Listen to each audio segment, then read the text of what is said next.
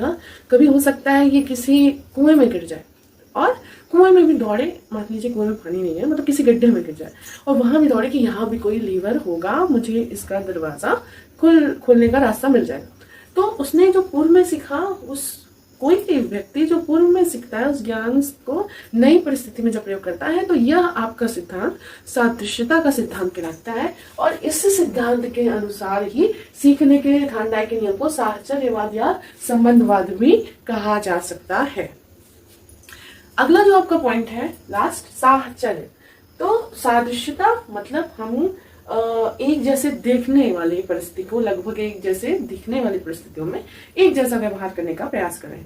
और साहचर्य में हम जैसे एक पूर्व में सीखे गए ज्ञान को उससे भिन्न नई परिस्थिति में अगर उस ज्ञान का उपयोग करना चाहें या संवेदनशील परिस्थिति जोड़कर सफलता प्राप्त करना चाहें, तो वह हमारा जो है आपका साहचर्य।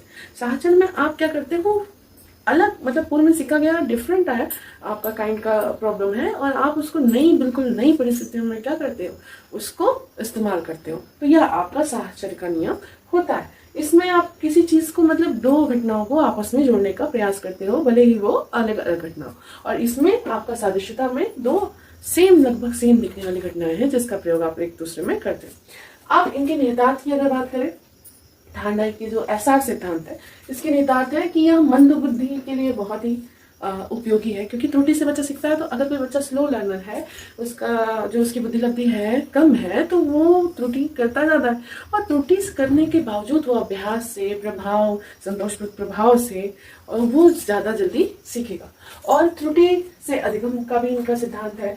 धैर्य रखने की बात कही गई है, मतलब बच्चा जब सीखता है इस प्रकार से, बार बार अभ्यास करता है और बार बार त्रुटि होती है, तो उसको धैर्य रखने का मतलब एक संबल मिलता है।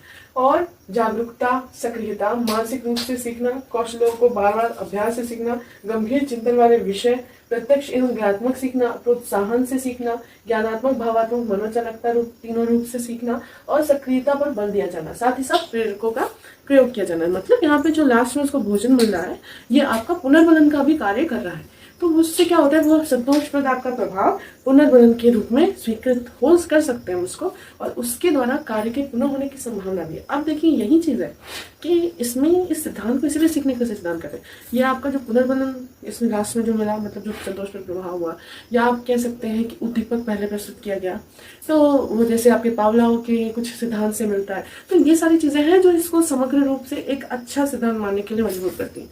हालांकि बहुत ही ज्यादा इसका प्रसार कर देने की वजह से बहुत अच्छे से इसका विश्लेषण नहीं किया गया।